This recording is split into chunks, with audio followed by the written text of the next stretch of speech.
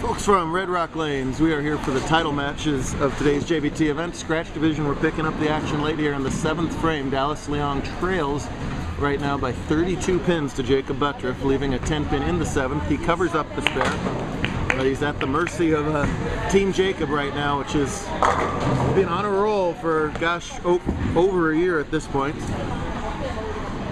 He's got a spare working shooting in the 7th frame, and he's also got to deal with a strobe light with the cosmic bowl to the left, which is just going berserk over there. But if you're focused, you should be able to handle that. And Jakob is nothing if not focused. Has that strike, has that game face on, and has that 32 pin lead. And extend to 42 with another strike in the 8th. We're on 55 and 56, and over behind lane 1 and 2 is that. Don't watch if you have a pacemaker right now, because you'll fly into a seizure, and that's going off about every minute or so. Hey, listen, there's any number of different things that you have to deal with. Last weekend it was approaches that were a nightmare. Now you got a strobe light to deal with. Butturff needs it to wheel, and as it almost always does when he needs it to wheel, it wheels. Man, has he been bowling fantastically for a long time now. Alexis, Atkin, and Talon Hendrickson just starting the handicap division title match. Alexis just won by 1 pin, 221 to 220 over 10-year-old Kayla Harwell, excuse me. Now taking on Talon here, who is Mr. Red Rock. He won last year here at Red Rock and didn't do a whole lot after that, to be honest. Really tears up this bowling center. Good for him, looking for his 2nd win here. Meanwhile, Dallas gets a necessary great break, tripping the 3-pin backwards. He can still strike out for 204. Butturff right now going at a 215 pace, so he's really in command of this match. Dallas only 1 title to his credit,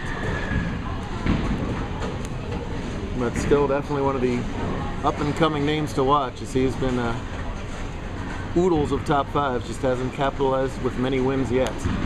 It's hard to win out here. Wow, really piping that ball extremely hard and straight right around the 5 board, pointing it from the 5 board, gets the 10 pin to carry. And there's Alexis walking into camera.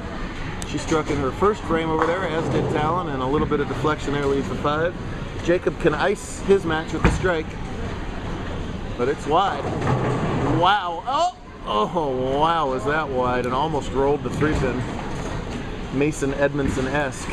Chris Brown-esque from last week in Holiday. You guys know him well now. 7 titles already in his still young career.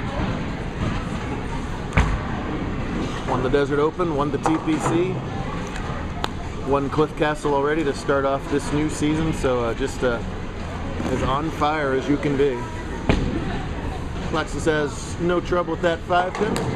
She is giving 6 pins. Talon's getting those 6, so Alexis has to win by 6 to tie and 7 to win.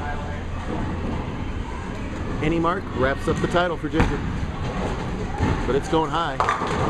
Wow, and again, really lucky to only leave a 2-pin there. 60 feet away from title number 8 if he can spare up that single pin.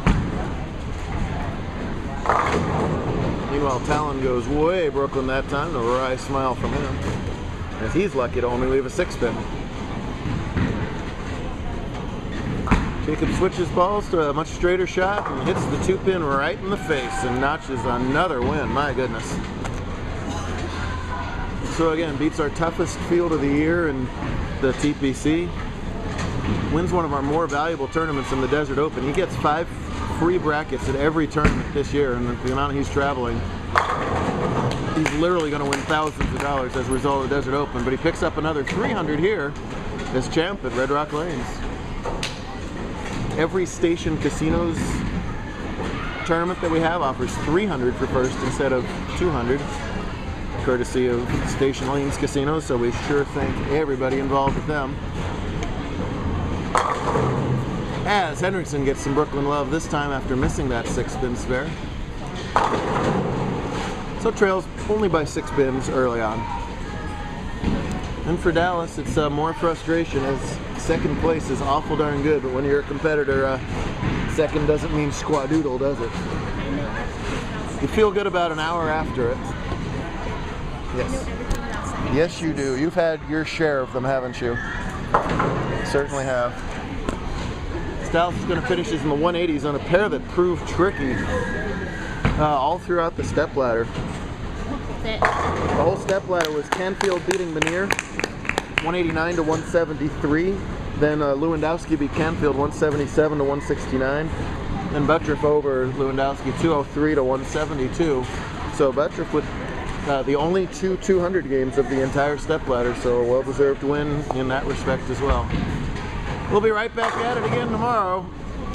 Different pattern, we'll see if we get different results. Congrats to both of our scratch finalists. Stay tuned for the conclusion of the handicap numbers.